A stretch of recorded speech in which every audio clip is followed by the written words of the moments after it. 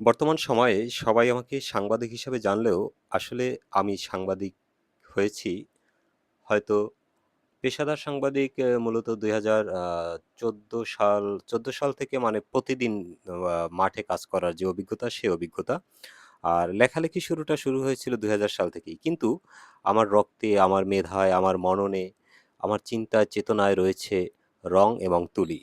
সেই শিল্পীর যে একটা টান, শিল্পর যে একটা টান যা হারিয়ে গিয়েছিল তথ্য প্রযুক্তি আর জীবন জীবিকার তাগিদে। মূলত ২০০৯ সালে ঢাকা থেকে বাড়িতে চলে আসার পরে আর রং তুলি ধরা হয়নি। তো মনের মধ্যে অনেক স্বপ্ন ছিল যে একদিন সবকিছু ঠিক হয়ে যাবে, আবার জীবনে শান্তি আসবে, স্থিরতা ফিরে আসবে। তখন আবার নতুন করে ছবি আঁকবো। তো একটা সময় আমার আঁকা ছবি মানুষের ঘরে, ঘরে থাকতো। পরিচিতজনরা নিয়ে যেত। কত ছবি যে জীবনে নিজ হাতে পেইন্টিং করেছি তার কোনো অন্ত নেই। কিন্তু দুঃখের বিষয় হলো আমার নিজের কাছে আমার পেইন্টিং করা কোনো ছবিই নেই। তো দীর্ঘ ২-৩ বছর পর্যন্ত বারবার নিজে চেষ্টা করতেছিলাম যে আবার একটু রং তুলি নিয়ে স্বাধীনভাবে একটু ছবি আঁকবো। কিন্তু হয়ে উঠছিল না। তো হঠাৎ করে আ এই যে আপনারা জানেন ৮-৯ মাস আগে আমি সড়ক দুর্ঘটনায় আহত হই।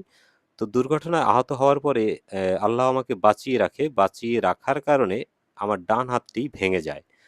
ডান হাতটি এমনভাবেই ভাঙে যে আসলে এটি আর ঘোরানো সম্ভব হবে না। আমি মনে করছিলাম যে এই হাত দিয়ে আমি আর আ কিছু করতেই পারব না। সেরকম একটা অবস্থা হয়েছিল। তো দীর্ঘ ৯ মাস চিকিৎসার পরে আস্তে, আস্তে কিন্তু আমার হাতটা আবার আ স্বাভাবিক বলতে স্বাভাবিক বলা যাবে না। আগের মতো সেই তুলির যে সূক্ষ্ম টানগুলো, তুলি দিয়ে যে মুক্তভাবে ছবি আঁকা, সেগুলো পারি কিনা জানি না। তো সেই মনের আশাটা পূরণ করার জন্য আবার আজকে রং তুলি কিনে নিয়ে আসলাম। কারণ আ পৃথিবীতে বেশিদিন মানুষ থাকে না, সবাই বাঁচে না।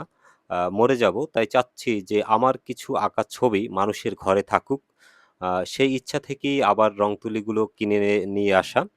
তো চেষ্টা করব যে আবারও যদি রং তুলি দিয়ে আগের মতো সেই মুক্তভাবে ছবি আঁকতে পারি। যদিও হাতে আগের মতো সেরকমের হাতটা আ মুভ হচ্ছে না, ঘুরছে না।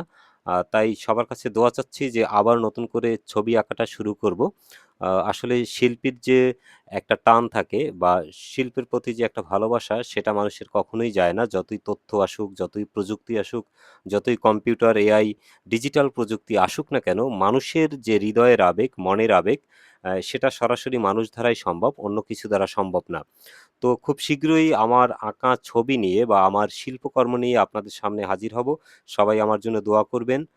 ভালো থাকবেন, থাকবেন এবং কি ধরনের ছবি বা কি ধরনের পেইন্টিং আপনারা চাচ্ছেন অবশ্যই মন্তব্যে জানাবেন।